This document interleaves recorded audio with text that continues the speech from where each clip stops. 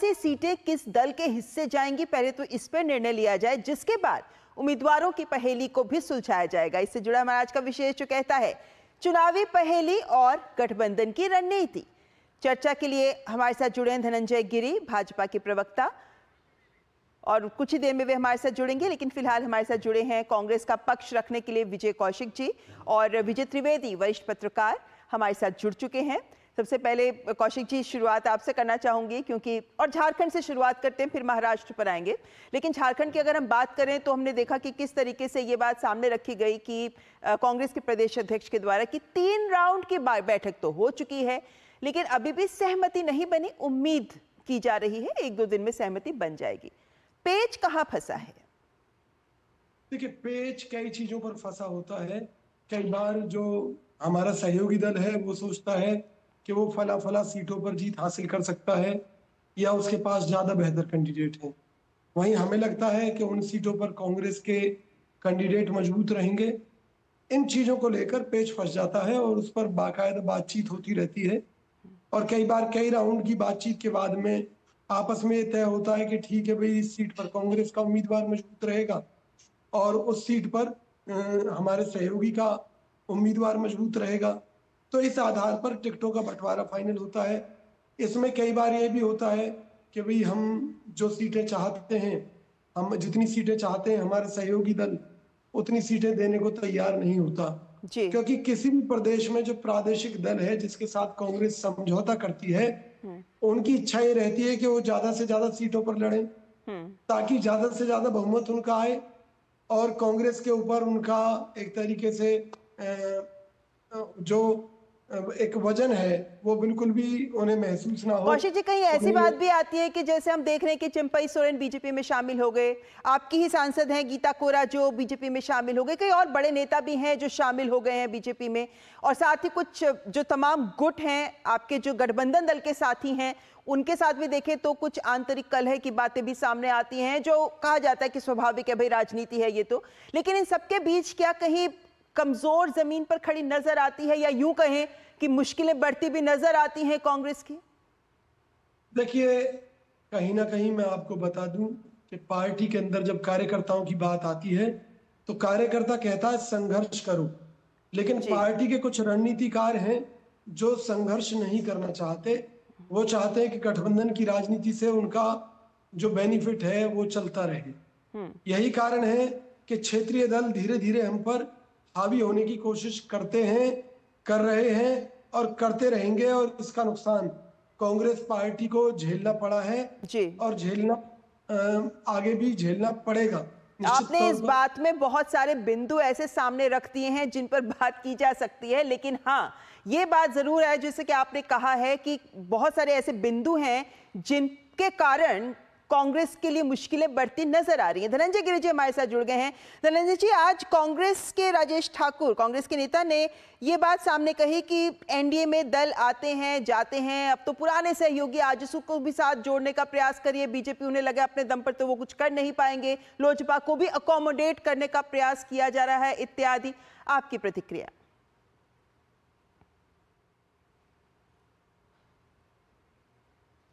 आपका mute unmute कर दें प्लीज।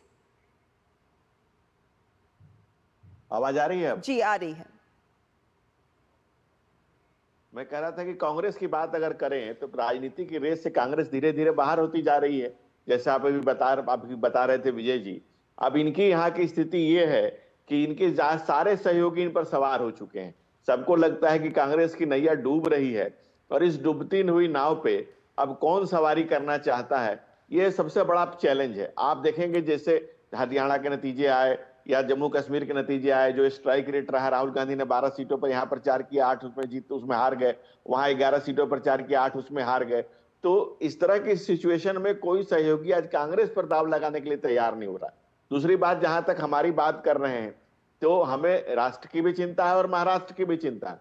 हमारी दूरी सिर्फ धृतराष्ट्र से, और जहां जहां धृतराष्ट्र है, राष्ट्र भी खुश है, महाराष्ट्र भी खुश है, धृतराष्ट्रों के लिए दिक्कत की बात है। और जहां तक झारखंड की बात करेंगे तो संथाल परगना में पहले आदिवासियों की संख्या 44% थी, हेमंत सोरेन के सरकार में घटकर 28% हो गई। 37 आदिवासी बच्चियों का बलात्कार हुआ, 30 आदिवासियों की पुलिस कस्टडी में मौत हो गई। तो जहां जहां कांग्रेस के समर्थन से सरकारें चल रही हैं, उसकी दुर्गति ऐसी है कि जनता हमें भारी मतों से लाने के लिए तैयार बैठी हुई है। वहां के जो भी लोग हैं, आज आम आवाम जिस तरह से वहां के धरती के आदिवासी अपने ही जमीन से बेगाने हो रहे हैं, वहां जिस तरह से रोहिंग्या और बांग्लादेशियों की घुसपैठ बढ़ती जा रही है, पूरा ये बदलता हुआ डायनेमिक्स जो है, ये डेमोग्राफी को जो बदल रहा है, ये डेमोग्राफ है, ये डेमोक्रेसी के लिए बहुत बड़ा खतरा है और ये वहां के आम आवाम महसूस कर रही है। तो आप झारखंड में देखेंगे कि हमारी पूर्ण बहुमत की सरकार बनेगी, महाराष्ट्र में हमारी सरकार फिर से आ रही है, पूरे बहुमत से आ रही है। और कांग्रेस की जहां तक आप बात करते हैं, कांग्रेस एक विशेष दल होता था, अभी चुनाव के बाद वो शेष हो गया। ये 2 चुनाव के बाद तो अब वो कांग्रेस का शेष भी नहीं मिलेंगे। और जितने लोग लेकिन धनंजय जी, आज हेमंत सोरेन का ही बयान था कि भाई झारखंड में तो हम भाजपा को डब्बे में बंद कर देंगे क्योंकि जनता ही है जो निर्णय करेगी। लेकिन अगर हम भाजपा की बात करते हैं तो 2014 की तुलना में देखें 2019 में आपकी सीटें कम हो गई, हालांकि मत प्रतिशत बढ़ा था। तो इस बार जो तमाम दलों के साथ आप गठबंधन के साथ एनडीए आगे बढ़ रहा है चुनाव में, क्या रणनीति लेकर इस बार आप चुनाव में उतरे हैं कि जो सीटें पिछली बार गंवाई थी इस बार वो नुकसान ना हो? इसीलिए जो हमारे सहयोगी एलाइज हमारे कुछ एलाइज के साथ बात नहीं बन पाई थी, उन एलाइज को साथ में लेकर के, सबको साथ में लेकर के हम चल रहे हैं। और इस बार देखिएगा कि बंपर मेजोरिटी से हम सरकार बनाएंगे अच्छे। और जनता वहां बिल्कुल अकुलाई हुई है और वो डब्बा से निकल के आए हैं तो डब्बे की बात कर रहे हैं, जहां से निकल के आए हैं उसी की चर्चा कर रहे हैं। लंबे समय तक वहां रह के आए हैं क्योंकि उन्होंने जो काम किया था, हेमंत जी ने जितना जो झारखंड के संसाधनों का अंत किया है, उसकी सजा उन्हें मिली थी और वहां से निकल के आए हैं, इसलिए उसी डब्बे की चर्चा कर रहे हैं। खैर वो तो उसको लेकर भी आप ही पे हमलावर हैं कि ईडी को भी आप एक टूल की तरह प्रयोग करें। लेकिन यहाँ मैं विजय द्विवेदी जी के पास पहुंचना चाहूंगी। विजय जी, झारखंड की रणनीति में, राजनीति में इस बार के चुनावी समीकरणों में क्या बदलाव आप देखते हैं जिसके आधार पर यह कहा जाए कि ये चुनाव इस बार कुछ अलग है? कितने रोचक, कितने रोमांचक हो सकते हैं ये चुनाव?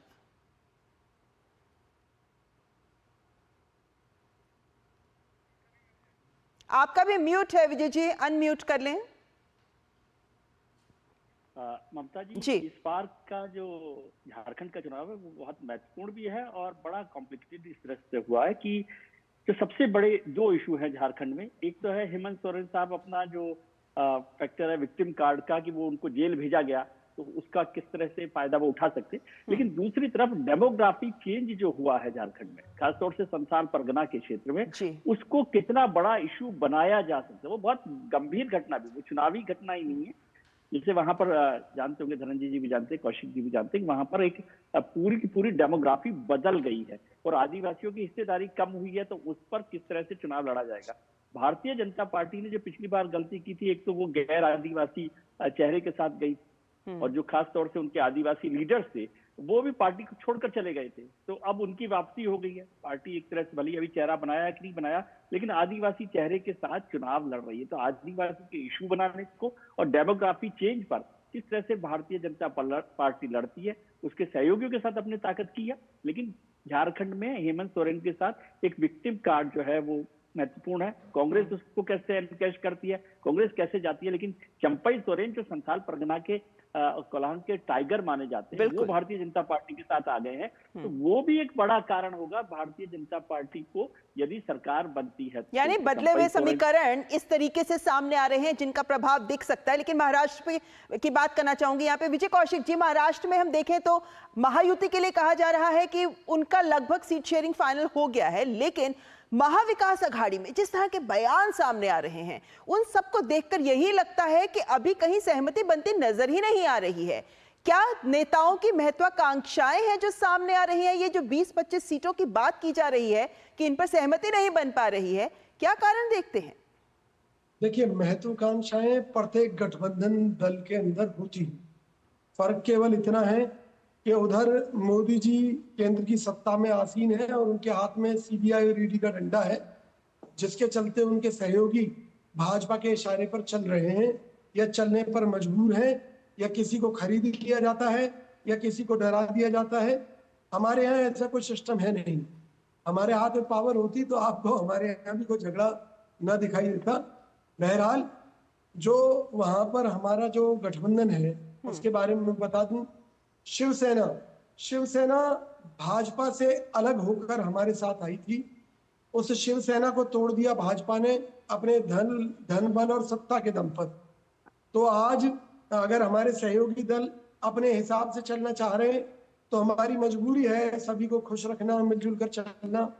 और वक्त के साथ अगर हमें मौका मिला महाराष्ट्र में सरकार बनाने का, तो मैं आपसे वादा करता हूं कि जो बीजेपी के सहयोगी दल हैं वो बीजेपी को छोड़कर भागने में 24 घंटे से ज्यादा का समय नहीं लगाएंगे। चलिए वो तो दूर की कौड़ी है फिलहाल विजय कौशिक जी। अगर हम आज की बात करते हैं तो पाते हैं संजय राउत खुद कह रहे हैं कि कांग्रेस के कारण कांग्रेस के नेता निर्णय नहीं ले पा रहे, जिस कारण से ये सहमति नहीं बन पा रही है सीट बंटवारे को लेकर। तमाम बयान सुनने को आ रहे हैं। शरद पवार कह रहे हैं कि जयंत पाटिल हैं, उन्होंने ही बुधवार को रैली में कहा कि जयंत पाटिल एक बड़ा चेहरा, एक महत्वपूर्ण रोल उनको मिलेगा जिसमें सब लोग साथ देंगे।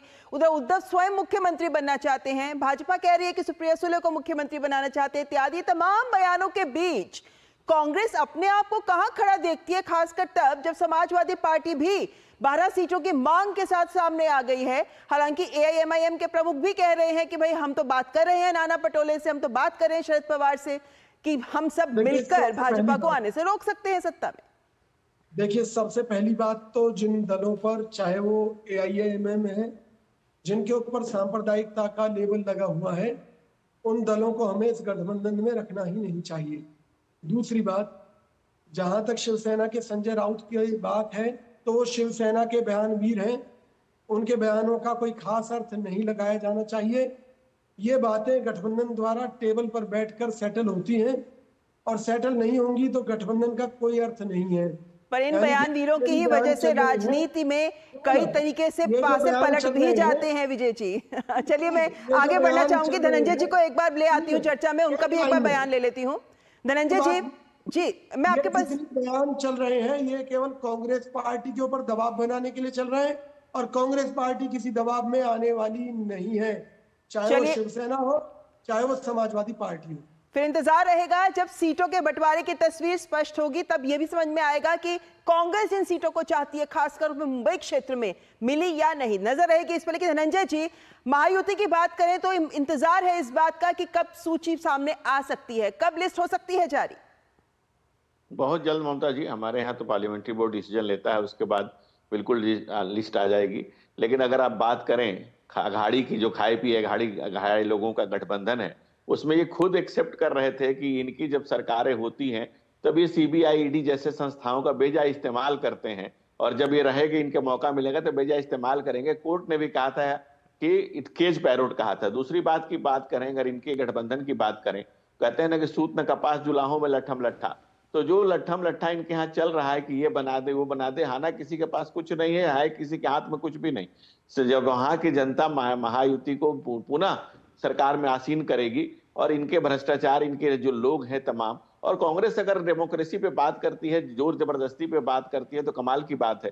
क्योंकि कांग्रेस ने तो इतनी सरकारों को बर्खास्त किया है, इतनी बार संविधान को बदला है, इतने तरह के जुल्म डेमोक्रेसी पे किए हैं, और 5 पीढ़ियों से जो एक पार्टी, एक परिवार की पांव पोछ है, दुनिया में ऐसे डेमोक्रेसी की कोई नजीर नहीं मिलेगी। कोई भी स्वतंत्र चेतना का व्यक्ति कांग्रेस पार्टी से जुड़कर नहीं रहना चाहेगा, क्योंकि वो आप देखें मोतीलाल नेहरू, पंडित नेहरू, राजीव गांधी, इंदिरा गांधी, राहुल गांधी, तो इस तरह के दुनिया में ऐसी कोई नजीर नहीं मिलेगी। और इनसे साथ वही लोग जुड़े हुए हैं जिनका अगली पीढ़ी को सुरक्षित करना चाहते हैं। ये ऐसे ही धृतराष्ट्रों का एक समूह है, जैसे ये राष्ट्र को धृतराष्ट्र पसंद नहीं है, ये हजारों साल की संस्कृति से ये बात साबित हो चुकी है। लेकिन ये अपने लोकसभा के चुनावों में जो इनका प्रदर्शन रहा धनंजय जी, उनको लेकर ये बड़े उत्साहित दिख रहे हैं, लेकिन सीट बंटवारे पर ही अभी तो बात इनकी अटकी है। देखना होगा इनकी तस्वीर कब सुलझ पाती है। लेकिन यहाँ पर विजय द्विवेदी जी, चूंकि लोकसभा चुनावों में महाविकास अघाड़ी बेहतर प्रदर्शन करने के बाद लग रहा था कि अब शायद ही उस उत्साह के साथ चुनावों में जाएंगे, लेकिन जिस तरीके की रार, जिस तरीके का संग्राम नजर आ रहा है एमवीए में, उसके बाद क्या यही लगता है कि जैसा हरियाणा में हुआ वैसे ही महाराष्ट्र में ना हो जाए? ममता जी, गठबंधन में सीटों का बंटवारा आसान काम नहीं होता, ये बात ठीक है। लेकिन आपको एक बात समझनी होगी, कांग्रेस का थॉट प्रोसेस क्या है, कांग्रेस की समझ क्या है, गठबंधन में क्यों परेशानी होती है। क्योंकि कांग्रेस जहां भी ताकतवर होती है, उसका ईगो जो इशू है ना, वो इतना बड़ा होता है कि वो किसी को नहीं सुनती। आप देखिए, हरियाणा में 2 सीटें मांग रहे थे, आम आदमी पार्टी 3 सीटें मांग रहे थे, उनको नहीं दिया, समाजवादी पार्टी को नहीं दिया। मध्य प्रदेश में जिस तरह से अखिलेश हुआ तो उसका नतीजा क्या हुआ? तो जब तक, और यहाँ भी महाराष्ट्र में भी यही हो रहा, अभी कौशिक साहब कह ही रहते हैं कि उद्धव ठाकरे साहब ज्यादा मांग रहे हैं, कम मांग रहे हैं। तो गठबंधन का एक धर्म होता है जिसमें सबको मिलकर, कुछ कम होता है, कुछ ज्यादा होता है, उसके लिए आप तैयार होते हैं। अब यहाँ पर भी महाराष्ट्र में भी वही प्रॉब्लम होगी उनको, झारखंड में भी उसी तरह, जहां भी कांग्रेस ताकतवर होगी। उत्तर प्रदेश में तब क्या हो रहा है, 10 में से 7 सीटों पर अखिलेश जी ने उतार दिया कैंडिडेट, क्योंकि आपने उनका साथ नहीं दिया था, नहीं तो 4 सीटें मिल सकती थी। कांग्रेस वहां पर उत्तर प्रदेश में मजबूत नहीं है, लेकिन आप सोचिए गठबंधन का फायदा होकर उत्तर प्रदेश में कैसा परफॉर्मेंस किया, लेकिन वो उनकी मुश्किल रहती है। दूसरी तरफ भारतीय जनता पार्टी को देखिए कि वो एकनाथ शिंदे जो कम एमएलए वाली पार्टी है उसको मुख्यमंत्री बनाकर रहते हैं, नीतीश कुमार जी को बिहार में मुख्यमंत्री बनाकर रहते हैं। तो वो गठबंधन धर्म की बात है कि आप गठबंधन धर्म को समझ रहे हैं या नहीं समझ रहे। गठबंधन धर्म का मतलब ये नहीं होता कि हमेशा ही आप बॉस रहेंगे, सबसे बड़े रहेंगे। आपको अपने कॉमन एनिमी, कॉमन गोल और जो आपका लक्ष्य है, किस पर जाना चाहते हैं, उसको ध्यान रखकर कभी कम कभी ज्यादा का फैसला करना पड़ता है। लेकिन कांग्रेस जहां भी उसको लगता है कि ताकतवर है तो वो नंबर 1, वो फिर किसी से समझौता नहीं करना चाहेगी, चाहे नतीजा कुछ भी हो। ये एक बड़ी मुश्किल गठबंधन के लिए, हालांकि गठबंधन में सीटों का समझौता थोड़ा सा टफ काम होता है, और महाराष्ट्र में तो जहां 6 बड़ी पार्टियां इस तरह से हो गई हैं, तो उनके साथ किस तरह से लड़ाई लड़ेंगे, किस पर काम करेंगे। अभी ईडी सीबीआई की बात हुई, तो हरियाणा में तो कोई ईडी सीबीआई नहीं थी, बिल्कुल कौशिक साहब को पता था, तो ठीक है, जो हरियाणा में आपने जीती हुई बाजी हार ली, मतलब ऐसी एक्सपर्टीज तो कम ही पॉलिटिकल पार्टी में होती है। चलिए यहाँ पे विजय कौशिक जी का दोबारा से रुख करती हूँ, क्योंकि अभी यूपी की बात की है और यूपी में 9 सीटों पर उपचुनाव होना है। विजय कौशिक जी, हरियाणा में जो नतीजे आए, आपको लगता है कि उसकी वजह से ही, क्योंकि जैसे ही नतीजे आए उसके एकदम बाद समाजवादी पार्टी ने अपनी सीटों पर, अपनी 6 सीटों पर, उस वक्त तक 6 सीटों पर अपने उम्मीदवार सीधे आपसे बात किए बिना ही, कांग्रेस से बात किए बिना ही घोषित कर दिए। क्या यही आर्म ट्विस्टिंग तो नहीं चल रही झारखंड और महाराष्ट्र में भी? देखिए, सब वक्त की बात होती है। जब एक राष्ट्रीय पार्टी कमजोर पड़ती है तो जो क्षेत्रीय दल हैं वो उसे निगलने की कोशिश करते हैं, लेकिन गठबंधन धर्म में हमें अच्छी तरह से उम्मीद है कि जो हमारे सहयोगी दल हैं वो एक जो धर्म है उसका, गठबंधन का, उसे निभाएंगे। और हमारे कहीं भी सीटों को लेकर अगर कोई मतभेद है तो उनको हम सुलझा लेंगे और आगे इस तरह की समस्याएं आगे ना हो, इसके लिए एक बाकायदा कमेटी भी गठित की जाएगी। इसको लेकर हम तैयारी कर रहे हैं कि आगे इस तरह से मीडिया में कोई गलत मैसेज ना जा सके। नाना पटोले जी भी इस बात के प्रयास कर रहे हैं, शिवसेना भी प्रयास कर रही है, और राहुल गांधी जी चाहते हैं कि कहीं भी जहां हमारा गठबंधन है वहां उसको लेकर कहीं कोई किसी तरह की उंगली या मतभेद सामने ना आए, जिससे कि जनता में एक अच्छा मैसेज जाए और गठबंधन को ज्यादा से ज्यादा वोट मिले। जहां तक अभी एक भाई कह रहे थे कि हरियाणा में हार हुई, भैया ठीक है, चुनाव में हार हुई, तो कर्नाटक में भाजपा की हुई, तो ये हार जीत एक अलग पार्ट है, गठबंधन एक अलग पार्ट है। अगर हम हार जीत से तुलना करके अपने सहयोगी दलों को कुचलना चाहेंगे हार जीत के रिजल्ट के ऊपर, तो समय बदलते देर भी नहीं लगती। ये जो भाजपा कह रही है कि गठबंधन धर्म निभाते हैं, तो हरियाणा में आपका जजपा से गठबंधन क्यों टूटा और कई अन्य दलों से गठबंधन क्यों टूटे आप लोगों के? वो तो जजपा ने चुनाव से पहले खुद ही पीछे हट गई थी हरियाणा में, तो नहीं, वो तो चुनावी समीकरण वक्त के साथ बदलते हैं, आपको पता ही है, चुनाव आते हैं तो, लेकिन जजपा ने पहले ही सरकार छोड़ दी, ये सबके सामने ही है। पर भाजपा हमारी तरफ उंगलियां उठाना चाह रही है, तो मैं उन्हें जवाब दे रहा हूं कि 3 उंगलियां आपकी तरफ भी हैं। गठबंधन की, चलिए ये बात सही कही आपने, और आपकी बात का जवाब एक बार ले लेती हूँ धनंजय जी आपसे। एक तो इनकी बात का जवाब, लेकिन साथ ही एक सवाल मेरा जरूर है ये, क्योंकि आज एकनाथ शिंदे के गुट ने जब बैठक की तो उसमें उन्होंने बहुत जोर शोर से इस बात को सामने रखा कि एकनाथ शिंदे ही होंगे मुख्यमंत्री। क्या ये बात स्पष्ट है? देखिए ममता जी, हमारे यहाँ इसका कोई झंझट ही नहीं है। हम लोग, जैसा कि विजय जी कह रहे थे कि हम लोगों ने बड़ा दिल दिखाया है और हर जगह दिखाया है। गठबंधन धर्म क्या होता है इसकी प्रमाणिकता भारतीय जनता पार्टी के चाल चित्र चेहरे से आपको देखने को मिलेगी। दूसरी बात, अगर आप कांग्रेस में गठबंधन धर्म की बात करें तो इधर धर्म, गठबंधन या धर्म के आधार पर है। आप देखिए कांग्रेस पार्टी राष्ट्रवादी कांग्रेस पार्टी, कांग्रेस पार्टी को राष्ट्रवादी कांग्रेस पार्टी राष्ट्रवादी मानते ही नहीं। वहां बंगाल में देखेंगे तो तृणमूल मतलब ग्रास रूट कांग्रेस को ग्रास रूट की पार्टी मानती ही नहीं। तो जो इनके पास विसंगति और विद्रूपताओं की बात है, जो शिवसेना क्या थी, बाला साहब ठाकरे स्वर्गीय श्रद्धेय अटल का क्या कहा था, उन्होंने हिंदू हृदय सम्राट कहे जाते थे। तो मैं अपनी दुकान बंद कर दूंगा लेकिन कभी कांग्रेस के साथ नहीं जाऊंगा। उनके पुत्र बूढ़ा बंश कबीर का जन्मा पुत्र, कमाल वाली स्थिति आ गई है।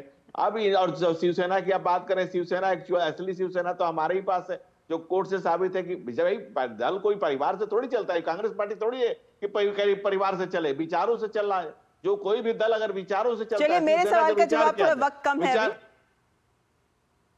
नहीं, मैंने आपको बताया है कि भारतीय जनता पार्टी बड़ा दिल दिखाते हुए चलती है और हमेशा चलती है, और हम लोग गठबंधन में क्या इस सहयोगियों बार को एकनाथ शिंदे ही होंगे मुख्यमंत्री का चेहरा? क्या इस चेहरे के साथ ही उतरेंगे चुनाव में? ममता जी देखिए, इसकी आधिकारिक घोषणा अभी जब तक पार्टी फोरम से हो नहीं जाती है, मैं उसके लिए ऑथराइज व्यक्ति नहीं हूं, लेकिन मैं ये बता रहा हूं कि भारतीय जनता पार्टी का चाल चरित्र चेहरा जो है वो गठबंधन धर्म को निभाने वाला है। और हम लोगों ने बड़ा दिल गठबंधन में पहले भी दिखाया, जैसे विजय जी ने एग्जाम्पल दे दिया। चलिए आपने अपनी बात सामने रखी, लेकिन फिलहाल यही कह सकते हैं कि जब तक गठबंधन की सीटें फाइनल नहीं हो जाती झारखंड और महाराष्ट्र दोनों राज्यों में, उसके बाद सीटों के बंटवारे पर रहेगी नजर, जिसके बाद तस्वीर स्पष्ट हो पाएगी कि कौन सी पार्टी चुनाव प्रचार में कितना आगे बढ़कर काम करती है। तो अभी 1 महीने से ज्यादा का वक्त है, बीच में नजर रहेगी तमाम इन चुनावी सरगर्मियों पर। फिलहाल बहुत बहुत शुक्रिया मेरे सभी मेहमानों का हमारे साथ जुड़ने के लिए। आगे बढ़ने से पहले यहाँ